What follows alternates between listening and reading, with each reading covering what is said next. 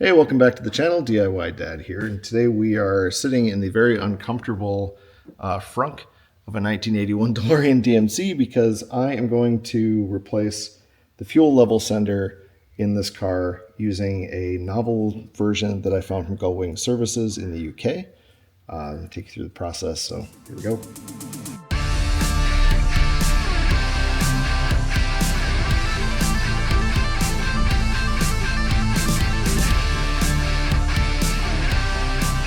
Okay, so this weird angle here in the car is the trunk area with a bunch of things removed. I'm actually sitting on the edge of the tire well, and I have the access panel taken off here and down here because I was chasing a gas leak, which I found.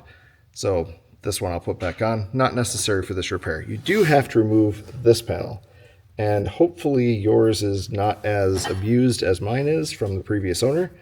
This panel looks like it was glued on multiple times and then cut off and then glued on again. There's little bits of insulation, all sorts of things probably to deal with fuel leaks because these cars are kind of known for that.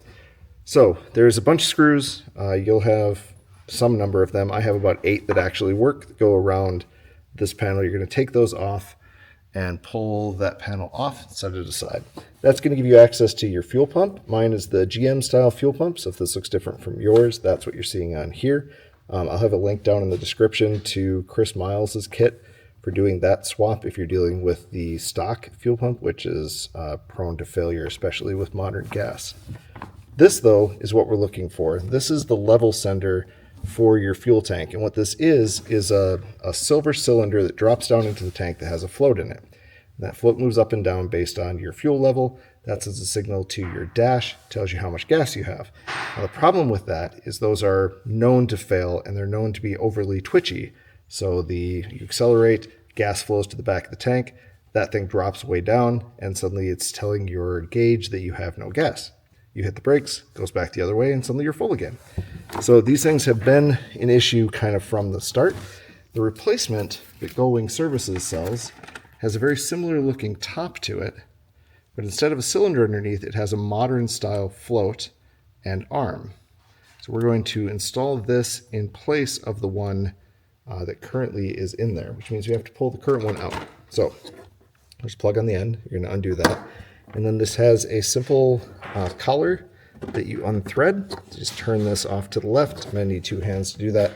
And this whole thing should pull up. Now, depending on how much gas you have in your tank, it's going to have gasoline in it. So you're going to give it a second to drip and probably have a bucket or something standing by to place it in. All right, so this has now been unscrewed. You're going to keep this piece, so try not to mar it up too bad. You'll use this in the reinstall. And then this whole tube is just going to pull straight up. That. And again, you're going to give it a second to drain. There's 2 little holes in the bottom, so gas is going to kind of flow out of it and leak back into your tank. And then have a bucket or something to place this in, because it'll drip for a little bit afterwards. All right, pop that in here. All right, so this is the fuel sender that we're removing. And again, there's a float that goes inside there. One of the tricks people use to make these less sensitive is to actually screw like threaded screws into the end here to make it so it can't fill and drain as easily. It'll still seep around that. But again, we're going to bypass the whole thing. That then is our nice big gaping hole into my mostly full gas tank, which is awesome. All right, this sender is going to install this way. So the wires are going to point towards the back of the car, right, that way, towards the windshield. And the sender is going to go off to the right. So it's well away from your pump. Everything else is going to kind of sit down here on the side. So we're going to drop this in and thread it to the side and then place that. And again, we'll use the existing cowl from the previous one and tighten everything back down. So the other thing you're going to want to do, there's a rubber washer on the bottom of this. You're going to slide off, and then that will go back on here just to help with alignment and help you snug this in. There's a little bit of like a spray rubber on the bottom here, but mine won't snug down with just that. So I'm going to have a double layer just to get it nice and tight. Installed then is going to look like this. So again, wires facing the back. You've got the included plug, which should interface directly with your stock plug. So you plug those back together, and then you can tuck your hoses away and close all of this up. The rest of the work, unfortunately, requires you to remove the binnacle and do a little bit of lobotomy on the back of the system, which I'll show you. I'm not going to cover how to actually remove the binnacle itself. I'll probably do that in a later video. There's other content online that goes through it pretty well. But for the sake of this one, I'm just going to show you the install once you've got that part done.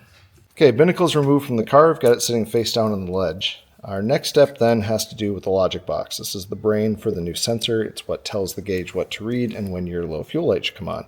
In order for this to work, we're going to bypass the stock connections that the car is expecting.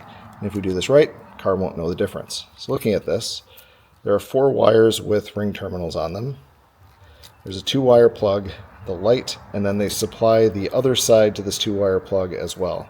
Essentially what we're going to do is connect the 4 wires in 4 strategic spots. So looking here at the binnacle, kind of faced away from me, it's going to be this one right here, this one right there, and then the 2 on either side of this little colored block.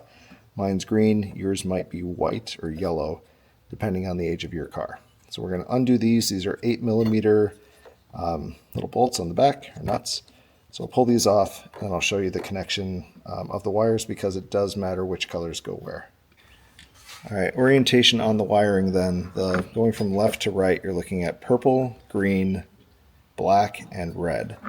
If you're colorblind, I'm not going to do that. Purple, green, black, and red. If you're colorblind, find someone who isn't and have them help you. For tightening these then, you want to hand tighten these. You want them snug but not over tight, or you can actually do damage to the circuit board here. So don't run like a ratchet handle or anything, just snug them up properly. Then, next step is going to deal with the LED. The LED is going to replace this one here, the second one up from the bottom. So you just turn that a little bit to the left, and that'll pull out of the way. And the new one should drop right into its slot. All right, the next step is going to involve this white plug here. This is the car side wiring harness. You're dealing with the white one, and specifically what we're going to want to do is back the pin out for pin number 3, which is this red or green one right here. So third one down from the top should be blue and white, red and white, and then green. This third pin is what we're going to back out. There's a couple different ways to do that. If you have a small Allen wrench or precision screwdriver, usually you can put pressure on these and just get it to slide straight back out. They provide you with some heat shrink tubing to wrap this up so that this won't conduct in the future. You're just going to kind of leave that closed off here in the back. Okay, once you've got the wire heat shrinked, it'll look something like this. That's just going to keep that off to the side. You're never going to use that again. Now, next 2 wires we're going to deal with are wires 4 and 6. So there's actually numbering on this, but if you're counting down from the top, we just took care of wire 3. 4 is going to be the green wire right next to it. 6 is the green and orange striped wire that's 2 down from that. You want to cut those and leave enough wiring, about maybe an inch or so that you could undo this in the future if you need to. That new wire that we slice, or those 2 wires, are going to form the plug that we're going to build to hook into the logic box. So I'm going to cut these about right here, and we'll strip off a little bit of these and we'll attach the pins.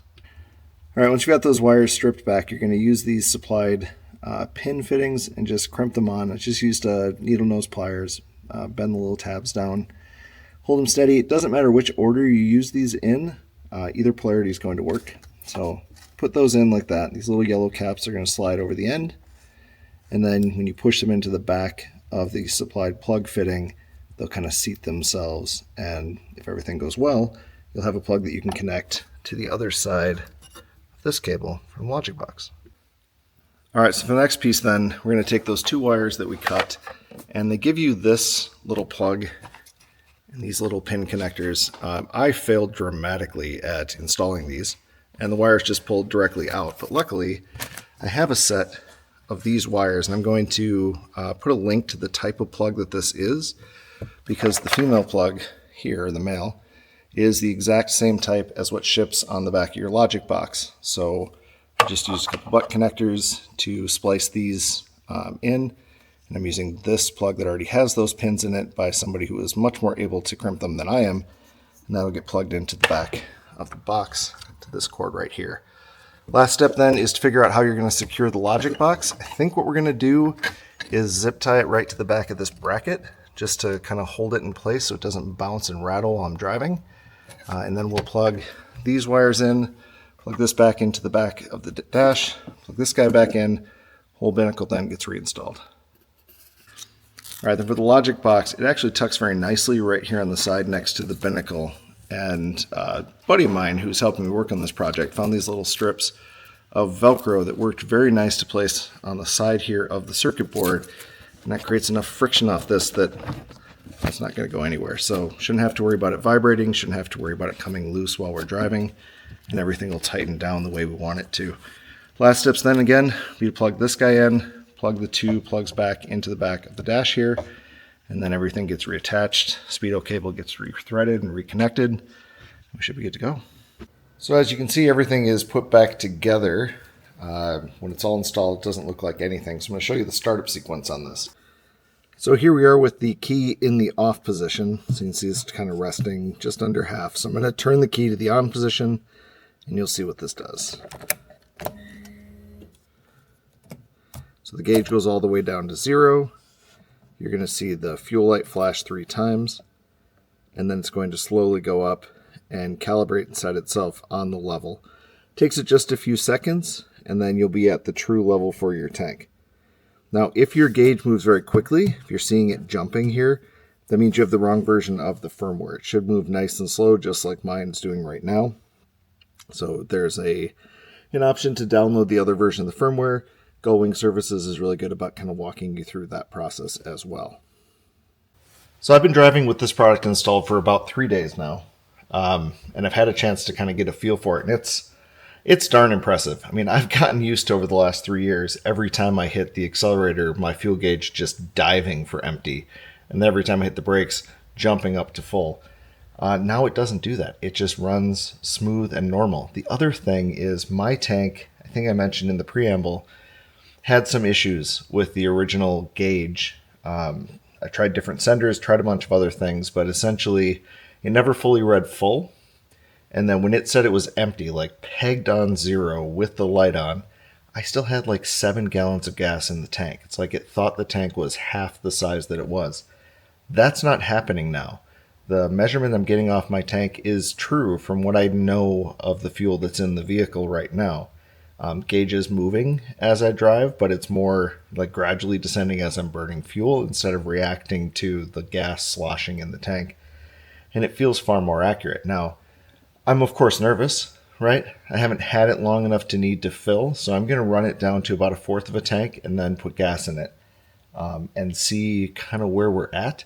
I know from talking to Gullwing Services, by default, these are set at about 1.5 gallons of reserve fuel when the fuel light comes on. So we'll kind of see where I'm at with that. I might check in here after a little bit.